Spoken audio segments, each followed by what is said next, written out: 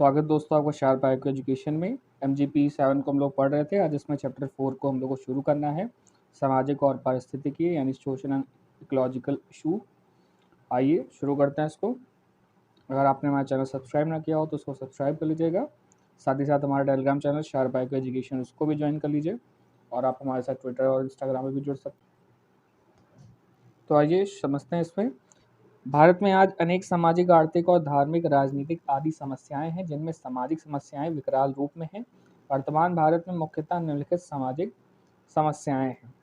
कौन कौन सी हैं? बाल भ्रूण हत्या की समस्या, प्रतिष्ठा हत्या की समस्या यानी ऑनर किलिंग, अनिवासी भारतीयों से विवाहित महिलाएं पीड़ितों की समस्या। अब इनके बारी बारी हम तीनों के बारे में पढ़ेंगे और समझने की कोशिश करेंगे इन समस्याओं के बारे में। ये सभी समस्याएं विशेष रूप से बालिकाओं, महिलाओं से संबंधित है, परंतु इसमें संपूर्ण परिवार, समाज और देश इससे पीड़ित है। समझते हैं इसमें। बालिका भ्रूण हत्या, सबसे पहले इसको समझते हैं बालिका भ्रूण हत्या को, कि जिस तरह से जो कई माएँ होती हैं, कई परिवार होते हैं जो कन्याओं को जन्म नहीं लेने देना चाहते हैं, जिनको पुत्र अधिक पसंद होता है, वह ऐसे कृत्य करते हैं, यानी वह कोख में ही, माँ के कोख में ही बालिका का पहचान करवा कर उसको उसको वहीं पेट में ही मार देते हैं। तो इसी को ही कहते हैं बालिका भ्रूण हत्या। इसको अच्छे समझते हैं। लोगों के पुत्र मोह और कुछ अन्य कारणों से बालिका के जन्म से पूर्व स्त्री के भ्रूण की हत्या कर दी जाती है। यानी पुत्र मोह यानी कि पुत्र का ज़्यादा मोह होना, इसके कारण बालिका के जो पेट में होता है उसी की हत्या कर दी जाती है जब वो अपने माँ के पेट में होती है। इसको चिकित्सा की भाषा में भ्रूण हत्या कहते हैं, या भ्रूण हत्या गर्भपात के द्वारा की जाती है। जब गर्भपात चयनात्मक होता है यानी कि सेलेक्टिव होता है, या कानूनी दृष्टि से अवैध माना जाता है। बालिका हत्या में ऐसा ही किया जाता है। तो ऐसे तो क्या कहते हैं, भ्रूण हत्या जो होती है ये एक इलीगल टर्म है, लेकिन जो नॉर्मली अगर गर्भपात करते हैं बिना चेकिंग करवा कर, वो तो लीगल है हमारे देश में। लेकिन अगर उसका चयन करवा कर, यानी कि बाकायदा उसकी जांच करवा कर कि पेट में कौन है, पुत्र है या पुत्री है, इसकी जांच करवाने के बाद गर्भपात करवाना या कानूनी दृष्टि से अवैध है, यानी कि इलीगल है। वैसे गर्भपात कराना वैध है, परंतु 3 माह 2 हफ्ते तक ही कराया जा सकता है। 20 सप्ताह के बाद गर्भपात कराना निम्नलिखित असामान्यता उत्पन्न होती है। इससे क्या दिक्कतें आती हैं, इनको समझते हैं। यानी कि एक सही समय जो होता है गर्भपात का, वह 3 माह या 2 हफ्ते तक सही रहता है, लेकिन 20 सप्ताह के बाद इसमें दिक्कत आने, इन सभी दिक्कतें आ जाती हैं अगर गर्भपात होता है। तो समझते हैं कौन कौन सी। गर्भ धारण करने वाली महिला का जीवन खतरे में पड़ सकता है, उसको शारीरिक मानसिक दृष्टि से हानि हो सकती है। बच्चा पैदा होने के बाद वह शारीरिक मानसिक दृष्टि से असामान्य हो सकता है और अपंग भी हो सकता है।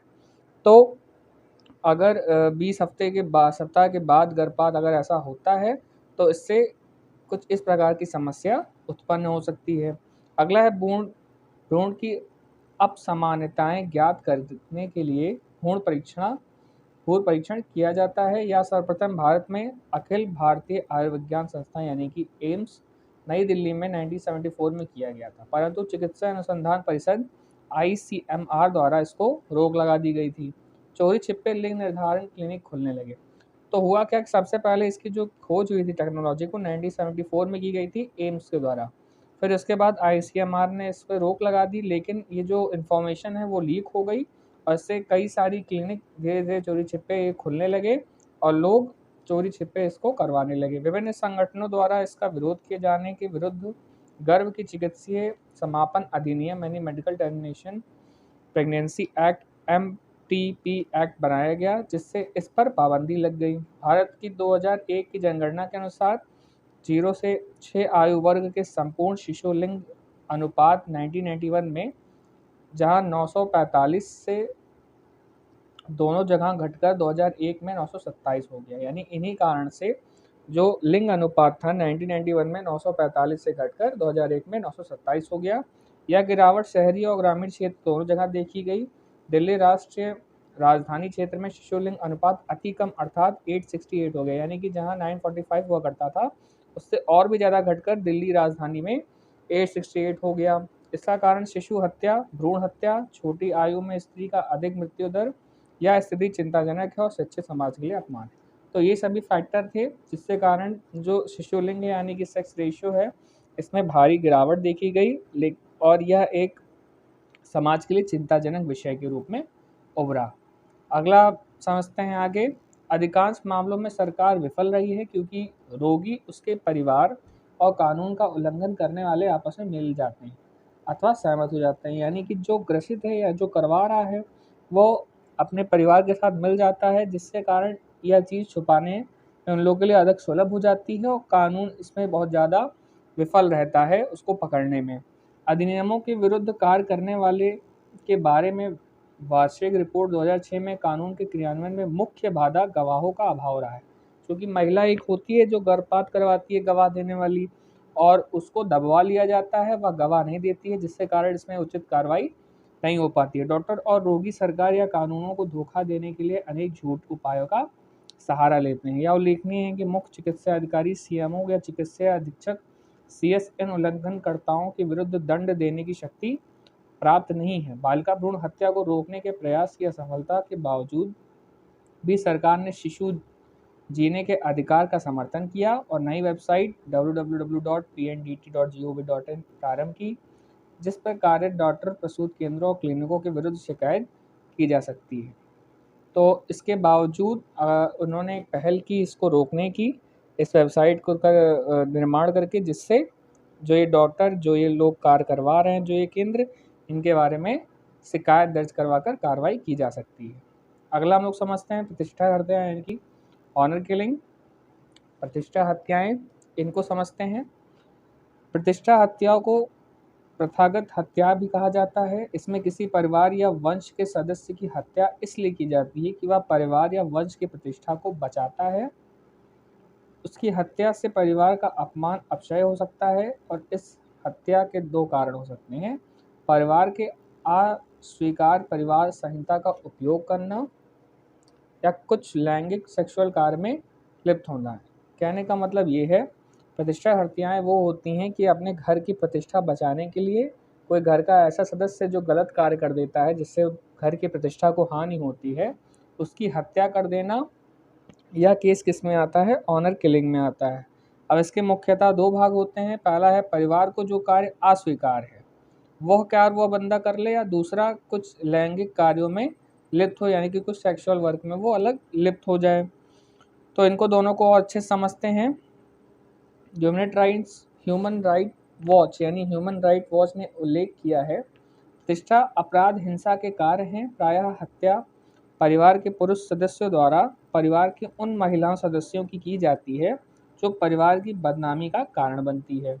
महिला के अनुचित विवाह की मनाही करने, सेक्सुअल आक्रमण का शिकार होने, तलाक चाहने, यहाँ तक कि अभद्र पति से या कथित रूप में जरा कर्म सहित विभिन्न प्रकार के कारणों के लिए उसके परिवार के व्यक्तियों द्वारा उद्देश्य को ध्यान में रखकर की जाती है। केवल मात्र यह सोचना कि महिला ने ऐसे तरीकों से व्यवहार किया है जो परिवार के अपयश का कारण बना है, केवल इतने से ही उसके जीवन का हमला करने के लिए पर्याप्त है। तो ये एक तरह की बात उल्लेखनीय की गई है ह्यूमन राइट्स वॉच के द्वारा। इसमें स्पष्ट रूप से कहा गया है कि जो घर की महिलाएं होती हैं वह कुछ ऐसे कार्य में संलिप्त हो जाती हैं जो परिवार को स्वीकार नहीं होता है, या ज़्यादातर होता है कि गलत समय या गलत अपने जीवन सहपाठी को चयन कर लेती हैं, जिससे परिवार को वह चीज़ स्वीकार नहीं होती है। इसमें परिवार क्या करता है, उनकी हत्या कर देता है। तो यह सभी जो फैक्टर है वह ह्यूमन राइट वॉच ने उल्लेखनीय किया है और यह सभी ऑनर किलिंग के दायरे में आती है। इसमें आगे समझते हैं। तो अभी ह्यूमन राइट किलिंग में उतना ही था। इसमें आपको अच्छे से और इसमें बढ़ा चढ़ाकर आप इसको और अच्छे से एक्सप्लेन कर कर अपने आंसर में ले सकते हैं। ये आसान टॉपिक था इसलिए इसको हम इतना ही रखते हैं। आगे नेक्स्ट टॉपिक में समझते हैं अनिवासी भारतीयों से विवाहित महिलाएं पीड़ितों की दुर्दशा। यानी कि जो भारतीय हैं लेकिन भारत में रह नहीं रहे हैं, ऐसे लोगों से जो भारतीय महिलाएं हैं वह विवाह कर लेती हैं और फिर उनकी जो दुर्दशा होती हैं, इनके बारे में समझते हैं। बेहतर आजीविका की खोज में अनेक भारतीय विदेशों में जाकर बस गए हैं। इसमें पंजाबियों की संख्या अधिक है, जो 19वीं शताब्दी के उत्तरार्ध में उत्तरी अमेरिका और दक्षिणी एशियाई देशों में जाकर बस गए। किंतु इनमें से अधिकांश लोग ऐसे भी हैं जिन्होंने ब्रिटिश साम्राज्यवाद का विरोध किया, भारत में स्वतंत्रता आंदोलन के बाद योगदान दिया। पंजाबियों के विदेशों में आजीविका के लिए जाना एक व्यवस्था थी। वस्तुतः पंजाब में 65.5% लोग गांव में निवास करते थे और रोजी रोटी के लिए कृषि पर निर्भर थे। पिछले कई वर्षों से कृषि में इतना आय नहीं हुई जिससे लोगों का काम चल सके, इसलिए पंजाबी लोग विदेश बसने लगे। फिर अब तो विदेश जाना बड़ा रुचिकर और यानी क्रेज़ माना जाता है वहाँ पर। इस प्रकार धनोपार्जन की संस्कृति का जन्म हुआ, वहाँ की सामाजिक व्यवस्था बदल गई। तो एक प्रकार जहाँ पंजाब में एक समय ऐसा आया जहाँ पे किसान उतना कार्य नहीं कर पा रहा था, इतना अपनी रोजी रोटी वह चला सके, इसलिए धीरे धीरे वहाँ से विदेश जाना प्रारंभ हुआ जीविकोपार्जन के लिए, और अब वहाँ विदेश जाना एक क्रेज़ माना जाता है। आगे इसमें समझते हैं, भारत में वैश्वीकरण के प्रसार के फलस्वरूप लोगों का विदेश आना जाना सामान्य हो गया। यानी कि जब से वैश्वीकरण भारत में आया है उसके बाद से लोगों का विदेश आना जाना तो सामान्य हो गया है। यहाँ तक कि लड़कियाँ अनिवासी भारतीय यानी कि एनआरआईज के साथ विवाह कर रही हैं। पंजाब की युवा लड़कियाँ इन अनिवासियों के साथ भाग रही हैं और उनका व्यापार जबरन आप्रवासन किया जा रहा है। सरकार ऐसे विवाहों को रोकने में असफल रही है और आदिवासी भारतीयों के लिए विवाह का अनिवार्य पंजीकरण भी लागू नहीं कर रही है। ये विवाह युवा लड़कियों के लिए विसंगतियां पैदा कर रहा है। इन लड़कियों को धन की लालच, परिवार के आर्थिक दृष्टि समृद्ध बनाने में और अपने पिता की आयु के लड़के से शादी करनी पड़ रही है। प्रायः ऐसा मध्यम वर्ग के माता पिता करते हैं जो उस लड़की के बारे या उस परिवार के बारे में अनभिज्ञ होते हैं। कहने का मतलब ये है कि बेहतर ज़िंदगी, एक खुशहाली ज़िंदगी के लिए जो पंजाब में जो लड़कियां होती हैं, जो कुंवारी लड़कियां होती हैं जो मध्यम वर्ग की, वह अपने से पिता की आयु के लड़के से शादी करने के लिए विवश होती हैं, चूँकि उनका एक लालच होता है कि वह एक अच्छे सम्राट परिवार में जाएंगे और इसी बहाने जो परिवार के लोग भी हैं वो भी विदेश जा सकेंगे, उनके लिए सुलभ हो सकेगा। इसलिए वह लड़कियां क्या होती हैं, विवश होती हैं और एनआरआई जैसे लड़कों से शादी कर लेती हैं। लेकिन कहीं कहीं ऐसे केस देखा जाता है कि वह लड़के लड़कियों से शादी करने के बाद और या बहाना बना लेते हैं कि मैं जा रहा हूँ, फिर मैं पैसा कमा कर लेकर आऊँगा। इसी बहाने वो आते नहीं हैं और महिला का शोषण हो जाता है। या कभी-कभी वह अपने साथ उनको वहाँ अमेरिका ले जाते हैं या जहाँ कहीं भी वो रहते हैं विदेश में, वहाँ ले जाते हैं और वहाँ उनके साथ दुर्व्यवहार करते हैं।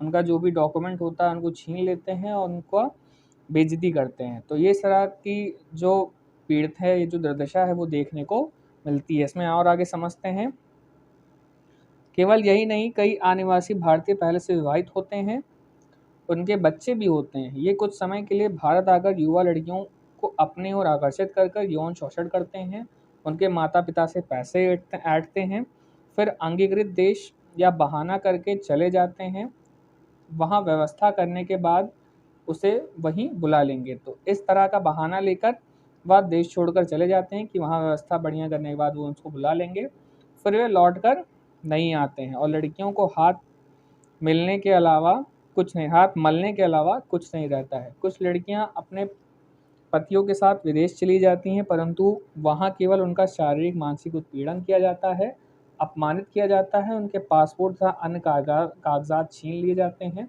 पंजाब में शोषण की ऐसी घटनाएं तेजी से बढ़ रही हैं जिसमें लुधियाना, नावा शहर, जालंधर, होशियारपुर, कपूरथला और मोगा आदि सम्मिलित हैं। तो जैसा कि मैंने आपको पहले समझाया, वही सेम बात इसमें बताई जा रही है।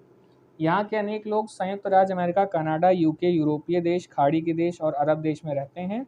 यही लोग ऐसे कार्य में लिप्त रहते हैं। पंजाब में कई कारणों से शोषण का बढ़ावा दिया जाता है। कई लोग द्वारा इसकी रिपोर्ट नहीं की जाती है। शोषण के मुख्य कारण वहाँ की सामाजिक आर्थिक दशा, बेरोजगारी, सामाजिक संबंधों, पश्चिमीकरण है।